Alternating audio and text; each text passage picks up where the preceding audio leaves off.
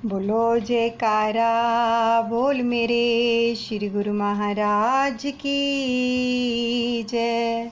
श्री परमहंस दयाल जी महाराज की जय। सभी आंखें बंद कर लीजिए। बहुत ही प्यारी लीला है और हर श्वास श्वास के साथ सुमिरन चलता रहे। लीला सुनने का तभी आनंद आएगा। उसको विजुलाइज करें कि जैसे हमारी आँखों के सामने ही ये सारी लीलाएं प्रत्यक्ष रूप में दादा गुरुदेव हमें दिखा रहे हैं। बड़ी ही प्यारी लीला है। श्री द्वितीय पातशाह महाराज जी की शिशु लीला का प्रसंग आया है, हम सभी श्रवण करेंगे। धन धन टेरी धन मात राधे, नाले धन पिता प्रभु दयाल होए। धन धन वासुदेव दी कुल सारी, जेड़ी कुल विच आप कृपाल होए। धन धन टेरी वाले लोग सारे, टेर जिन्हां दी सुन के दयाल होए। धन ओ जिन्हां डिठी बाल लीला, खेडां खेड के वड्डे तेरे नाल होए। टेरी नगर तो धन्य है ही, जहाँ आपने अवतार धारण किया। श्री द्वितीय पातशाही महाराज जी का अवतरण भी टेरी का ही है। वे लोग भी धन्य हैं जिनकी टेर सुनकर आपने दर्शन देने की दया की। अर्थात वे लोग भी धन्यवाद के योग्य हैं जिन्होंने आपकी बाल लीलाएं देखी, अथवा वे मानव भी धन्य हैं जिन्होंने आपके साथ साथ बाल क्रीड़ा करते अपने बचपन का समय व्यतीत किया। एक दिन दी गल मैं खोल दसां, अपने लाल नूं लाके गल माता, लित्ता नाल सहेलियां सखियां नूं टुर पई देवी दे द्वारे वल माता। एक दिन माता द्वितीय पातशाही महाराज जी की जो मैया थी उनका नाम था राधा है। तो मैया राधा एक दिन माता के मन में देवी पूजन का विचार हुआ और अपने लाल को साथ लेकर सखी सहेलियों के साथ चल पड़ी।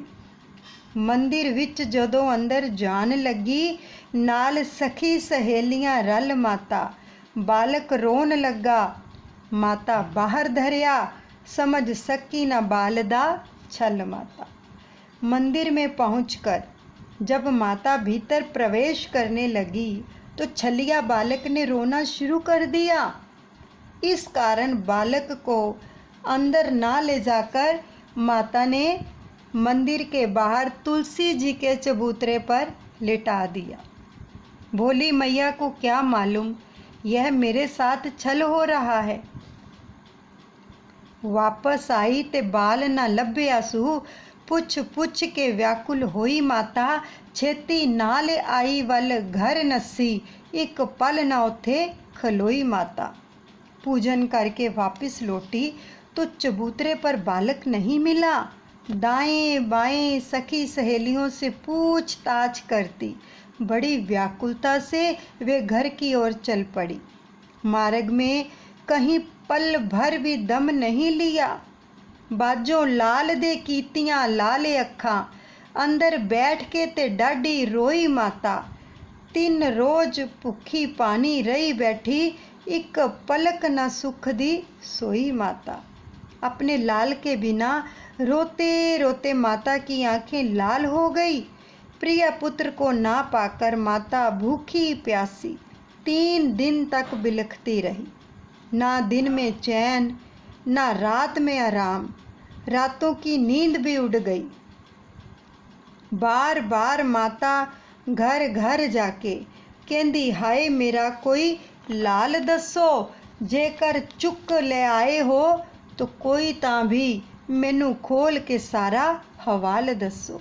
ऐसी बेचैनी की हालत में माता जी पास पड़ोस के घरों में जाकर पूछती हैं, अगर कोई मेरे लाल को उठाकर लाया हो तो भी मुझे साफ साफ बता दे, मेरा मजाक मत उड़ाओ। माता पुछदी ज्योतिषी पंडितां नूं, मैनू मिल जासी मेरा लाल दसो।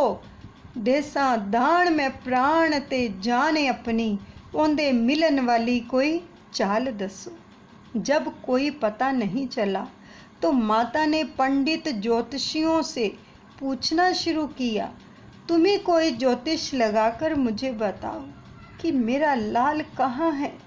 मैं अपने लाल के लिए प्राण भी न्यौछावर कर सकती हूँ, मुझे उसके मिलने की युक्ति बताओ।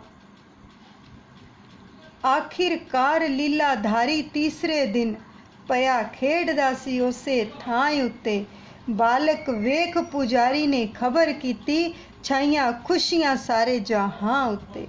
आखिर हुआ क्या कि तीसरे दिन अकस्मात वह 3 मास का बालक उसी स्थान पर तुलसी जी की छाया में लेटा हुआ पाया गया। खोए बालक को देखकर पुजारी को आश्चर्य मिश्रित प्रसन्नता हुई। नगर भर में ही प्रसन्नता की लहर दौड़ गई।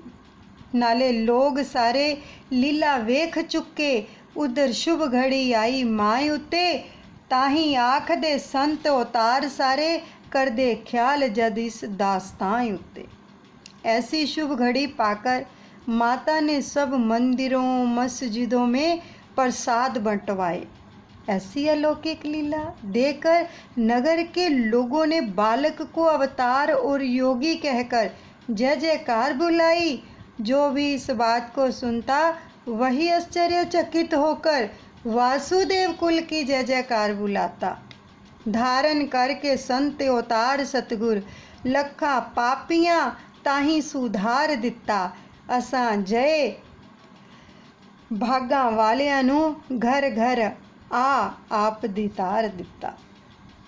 श्री सतगुरुदेव भगवान ने संत अवतार होने की ऐसी अनेकों लीलाएं की। आपने अधम से अधम पापी दुष्टों का भी उद्धार किया।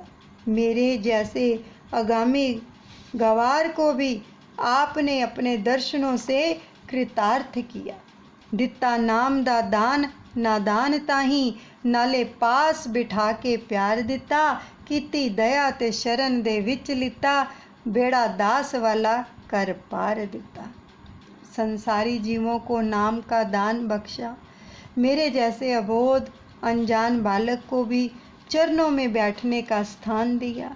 मेरे ऊपर प्यार भरा हाथ रखकर दया करके अपनी चरण शरण में लेकर इस डगमगाती नैया को किनारे पर लगा दिया। ऐसे कृपालु प्रभु का किस मुख से गुणगान और धन्यवाद करूं। आगे दादा गुरु महाराज जी के आशीर्वाद से जो प्रसंग आ रहा है वो है अलौकिक चमत्कार। श्री टेरी वन कंदरन अनायास उठ धाए, रामाय अनायास उठ धाए। बाल अवस्था में हरि करतप अनिक दिखाए। बोल मेरे गुरु महाराज की जय, मेरे दादा गुरुदेव की जय। आपकी श्री बाल लीलाओं में यह एक अनोखी लीला है। श्री टेरी नगर के वनों में घूमते हुए एक बार अचानक ही पहुंच गए और बाल्यावस्था में ही ऐसे अनेक चमत्कार दिखाए। बाल सखा कछु संग ले धाए, नदी तोए जल बीच नहाए। बैठे प्रभु पद्मासन लाई, लौटे सब बालक ग्रह जाई। एक दिन कुछ बालकों को साथ लेकर तोय नदी में स्नान करने के बहाने निकल पड़े। तोय नदी जो श्री टेरी में श्री मंदिर के बिल्कुल पास ही है, और स्नान करके पद्मासन लगाकर ध्यान मगन होकर बैठ गए। शाम तक प्रतीक्षा करने के बाद बाकी सब बालक वापस घरों को लौट आए। मगन ध्यान दिन भर नहीं डोले, सांझ तलक नेतर नहीं खोले। बीते दिवस रहने दो चारी, नगर बीच भई सोच ये भारी। सारा दिन ही ध्यान मगन ऐसे दृढ़ता से बैठे कि शरीर का हिलना डोलना सब बंद हो गया। शाम तक नेत्रों में क्या था, एक मस्ती छाई थी, नेत्र ही नहीं खोले। दूसरे दिन भी देखा उनका पद्मासन लगा रहा। तीसरे दिन भी ना नेत्र खुले, ना उठे और ना ही नगर में वापस लौटे। इससे नगर में सोच विचार होने लगी। गए तो ए जल कर न स्नाना, अब लग लोट भयो नहीं आना। गैया चरत गई जल पारा, लौटावन धायो चरवारा। लोगों में चर्चा होने लगी कि स्नान करने गए, 3 दिन से वापस ही नहीं लौटे। कहाँ गए, क्या हुआ? एक दिन गाय चरते चरते तोए नदी को पार कर गई, तो उन्हें वापस लौटाने के लिए जो चरवाहे थे, चरवाहों को भी वहाँ तोए नदी के पार जाना पड़ा। एक दिवस गई अन चरवारे, निकस गए कर तोए जल पारे। वन कंदरन देखे वनवासी, भ्रमण करत तपसी सन्यासी। गाय चराने वाले जब तोए नदी को पार कर गए तो देखा कि एक बालक कंधरा में आसन लगाकर बैठा तप कर रहा है। यह तपस्वी सन्यासी बालक है कौन?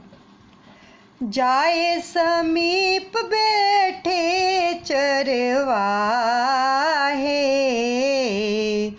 पूछे ओ कित फिर हो बोराहे। विच रही है उहाँ वन माही, यावन फल आहार कछु नाही। वे चरवाहे भी जाकर समीप बैठ गए, कुछ पूछताछ करने लगे। 1-2 बार बुलाने पर महाराज नहीं बोले, तब कुछ जोर से चिल्लाए, महाराज श्री के नेत्र खुले। तो चरवाहे बोले, यहाँ बैठे क्या कर रहे हो? बुलाने पर बोलते नहीं हो, क्या तुम बामले हो? बुलाने पर बोलते नहीं हो।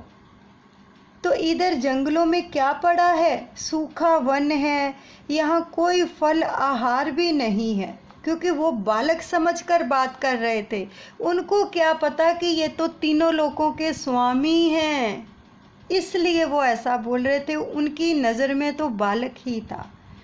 तो भूख से तुम्हारा शरीर भी सूख गया है, चरवाहों ने बोला। कृष्ण तन लखी पूछन लगे, मन उपजयो कुछ प्यार, रामा मन उपजयो कुछ प्यारे। ऐसे सूखे वन बसत, मिलत कोने आहार। बोल मेरे गुरु महाराज की जय, मेरे दादा गुरुदेव की जय। आपके कृष्ण शरीर को देखकर चरवाहों के मन में कुछ प्यार उत्पन्न हुआ और वो बड़े ही स्नेह से फिर उन्होंने पूछा, हे फ़कीर साईं, ऐसे सूखे जल में आपको क्या आहार मिलता होगा? क्योंकि ये वन है, जंगल है, यहाँ पर आहार कहाँ से मिलता है आपको? तो आगे प्रभु क्या फरमाते हैं, राम भजन आपने आहारा, दुग्ध समान यतोय जलधारा, चरवाहन तब बिनती कीनी, गाय उधार खड़ी कर दीनी। मुगल चरवाहों की स्नेहमयी वाणी सुनकर प्रभु बड़े प्रेम से मुस्काकर बोले, हमारा आहार तो राम का भजन है और इस तोय नदी का जल ही हमारे लिए दूध है। चरवाहों ने ऐसे प्रेम रस भरे वचन सुने तो उनके मन में अत्यंत श्रद्धा उत्पन्न हुई। एक दूध देने वाली गाय लाकर आपके सामने खड़ी करके यह विनय की, बोलो जयकारा बोल मेरे श्री गुरु महाराज की जय। श्री परमहंस दयाल जी महाराज की जय।